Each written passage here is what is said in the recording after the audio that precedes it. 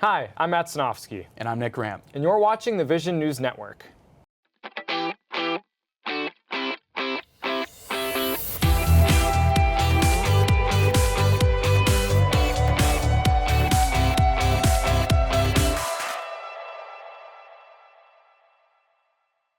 We have some breaking news. Belmont broke ground last Friday on its newest building, the Cord Powerhouse. The Cord will serve as a space for building community and interdisciplinary collaboration. Olivia Abernathy was at the ceremony. Belmont is excited for its newest building, the Cord Powerhouse, designed to be a center for community in the heart of campus. This morning we break ground on something that's been years in the making, a vision for what this university can be at its best. CORD stands for Creating Opportunities and Realizing Dreams. And true to its name, the building will center around community collaboration and creative storytelling. Every day we have the opportunity to create opportunities for others so that they can realize their dreams. And I pray that this building gives a foundation for collaboration and for dream building. It's inspiring to know that it's going to happen, to see what the next few years is going to look like for students who come through those doors and are able to build projects, to be able to reimagine, to be able to dream, and be able to flourish in their studies. It will feature a digital media lab, a story lab, a performance venue, and more. Right now we're scheduled to kick off or mobilize the week of May 11th, and then we'll likely go to around August of 2027, so next year. Students, be advised that construction will be underway when you return to Belmont in the fall, as we look forward to welcoming the building to campus. For VNN, I'm Olivia Abernathy. Too bad it won't be complete until after we graduate. Seems like a great opportunity for future Bruins. Belmont has had lots of construction projects in my time here, and that construction has certainly cost a pretty penny. Well, as a nonprofit school, Belmont's 990 tax form outlines the university's assets and expenditures. April 15th was tax day, meaning we can see some of Belmont's most recent spending. Here to break it all down for us is Georgina America. Thanks, Nick. Belmont's 990 tax form, which was filed on tax day, showed that now former men's basketball coach Casey Alexander was Belmont's highest earner in 2024. The form showed that Alexander made hundreds of thousands of dollars more than the other top 10 earning employees, including University President Greg Jones. As far as Belmont's earnings, the university made over $370 million from tuition alone and spent over $493 million. Back to you, Nick. Thanks, Georgina. Well, switching gears literally, April also marked the start of driverless rideshare cars in Nashville. Yes, the self-driving Waymo vehicles have been patrolling Music City streets for months now, but just became available to the public. Waymo is now operating in 11 cities and plans to expand to over a dozen more. The cars have drawn some frustration and concern from Nashville residents. Alex Zock took a robotic ride downtown to test them out. Waymo has been unlocking its doors to its first riders in Music City in April, as the driverless rideshare company has been accepting customers on a rolling basis. Nashvillians can order through the Waymo app to reserve a ride. Similar to many other rideshare apps, this is done by selecting a drop-off and pick-up location. Once the Waymo arrives, the car will unlock automatically via your phone's Bluetooth or through a prompt on your phone. The car will not start or leave until the Start Ride button is pressed inside the car. First impressions of the Waymo so far have been very good. The car has shown every obstacle in its path on the screens that are very interactive and easy to use. It comes packed with safety tips and advice for riders inside the vehicle, and it has honestly just been a very smooth and efficient process. Throughout the ride, the Waymo handled unique driving situations well, like navigating Nashville's many roundabouts.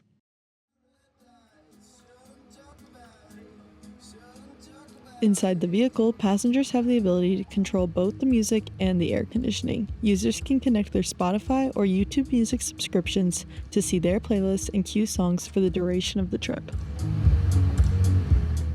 When the drop-off location is reached, the Waymo finds a safe spot to pull over, out of traffic but close to your destination, allowing for a smooth end to your trip. Nashvillians can register in the Waymo app today to experience this for themselves. For VNN, I'm Alex Zock. So, would you ride in one, Nick? I think I'll stick in my 2011 Mazda for now. Well, we also had some big sports news on campus this semester. Belmont announced Evan Brads as the new men's basketball head coach, following Casey Alexander's departure for Kansas State. Brads brings assistant coaching experience from the Duke Blue Devils, Boston Celtics, and Utah Jazz. He's also Belmont University's all-time leading scorer at the Division I level. Sounds like a fun pick. There was definitely some buzz at his initial press conference. I was able to talk with him and other Belmont brass after the announcement. It's a new era of Belmont basketball. On Wednesday, Coach Evan Brads was introduced to Belmont in the Crockett Center for Athletic Excellence. Belmont's all-time leading scorer at the D1 level returned to his alma mater to be just the 11th coach in program history. You know, to say this is a dream come true doesn't do that term any justice. Never in my wildest dreams would I have ever thought I'd be standing here before you guys today. This opportunity is one that I do not take lightly, and I promise you that you guys will not regret this. Brads takes over a very different Belmont team following Casey Alexander's departure. With Tyler Lundblade, Drew Charnowski, Sam Orm, Brigham Rogers, and Wynn Miller planning on entering the transfer portal, he'll have the opportunity to build his own roster. Notably, Jack Smiley, Jabez Jenkins, and Owen Dillon, among others, were in attendance. Players Brads would like to keep around. You know, I've seen enough Belmont basketball over the last, year for sure that I know that they're all really good players. And, we all obviously want them to stay here at Belmont. And, with the rest of the roster, we're going to take it day by day, and make sure that we get the right people, the right character of people in this place because, again, that's what this program has been built on. Also in attendance were some of Brad's former coaches, Rick Bird, who led the program for 33 years, and Brian Ayers, who will now coach under his former player. He was a leader as a player by his effort and attitude, team-first attitude.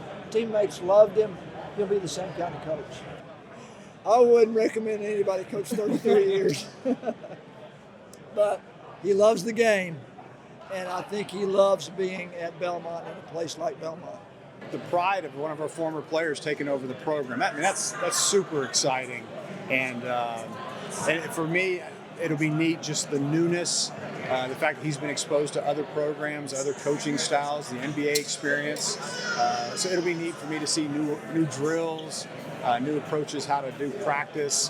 Brads will have his work cut out for him next season, but there's a lot of excitement around campus. For VNN, I'm Nick Rampe. Next year will be a big season for Coach Brads as he makes his head coaching debut. But Belmont sports season isn't over just yet. Track and field is still running strong. Yes, they are. I spoke to some of the athletes about their performance in the transition from the indoor to the outdoor season. Belmont's track and field team kicked off their outdoor season last weekend, just in time for the start of spring. After an indoor season with a shorter track and different events, the Bruins will now run, jump, and throw in fresh air. I think for the outdoor season, pretty much our entire team gets a little bit more excited for. Just we're able to go to some bigger meets that are out of town. Both the men's and women's teams placed 8th in the Missouri Valley Conference Indoor Championship. For the outdoor season, they're looking to take advantage of the longer list of events. I think one of the advantages that we have for outdoor over indoor is there's some events that we are able to do that we're pretty good at. We feel like an outdoor season, we can score a lot more points than we did during the indoor. For athletes that specialize in outdoor-only competitions, some run alternative events during the indoor season, while others wait until springtime. I mean, I love indoor track because the temperature is always going to be the same. But then for outdoor track, since I do the steeplechase, that's kind of my main thing. That's kind of what brings me towards outdoor track as well. I'm coming off of Tommy John surgery. I was out for like 9 months-ish. Have just been really itching to compete. Came out this first meet, was able to throw a 4-meter collegiate PR, and I'm just excited to continue to build off of that. This year I've really been able to put together a lot of pieces through cross country and through indoor track, and so just like pulling that all together for outdoor track I think is really what's going to bring it all home for me. That's what I'm looking forward to. The Bruins will not compete in Nashville until May 1st, when Vanderbilt University hosts the Outdoor Music City Challenge. For VNN, I'm Matt Sinofsky. I'm glad they're enjoying the warmer spring weather. Well, I heard you got to enjoy some warm spring weather with a little walk the other day. As a matter of fact, I did. Belmont alum Laura Shipman started a dog walking club near campus, and I just had to check it out. A former Belmont volleyball player struck gold. Laura Shipman created the 12 South Golden Hour dog walking group, and on Saturday, she brought it back to her alma mater. The back of my shirt and the saying of our group is to create community and spread joy. So if we're creating community with the people that come and visit and spreading joy with everyone that sees us, we've accomplished our goal for that day and just make the world a little bit of a happier place. Although the group started on 12 South, Shipman has rapidly expanded Golden Hour across Nashville. What started a few months ago as just her and her dog Bella now includes over 50 furry friends and their owners and is open to all dog breeds. The group has gained a lot of attention, and some even traveled from Chicago to be at Saturday's walk. I drove in last night, an 8-hour drive, and then stayed at a hotel, and we're staying till tomorrow. I saw this on Facebook and just had to come. Although members have been planning in advance, it came as a pleasant surprise to those on Belmont's campus. I work at House Up, and I was coming in for work, and I saw all of this, and I have no idea what's happening, but it is the best day of my life. I mean, just pure serotonin. I don't know how else to explain it.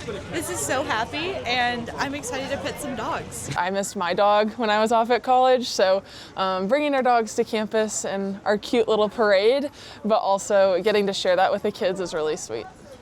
While the walks primarily serve as fun get-togethers, they have practical applications as well, especially for service dogs in training. Getting them used to being around so many other people and other dogs and staying calm. It was great for them. All the other dogs were wonderful. Not an aggressive dog in the bunch, but they're golden retrievers and stuff. The group will be returning to its namesake for its next meeting. They'll start at 10 a.m. on April 11th, starting at Embers Ski Lodge. For VNN, I'm Nick Ram. Looks like a doggone good time. I'm pretty jealous. You should be. Well, that's all from us, Bruins. Make sure to check out BelmontVision.com to stay up to date on campus news and events. Have a fun and safe summer break, Bruins, and stay tuned for some new faces next semester. For VNN, I'm Nick Ram. And I'm Matt Sinofsky.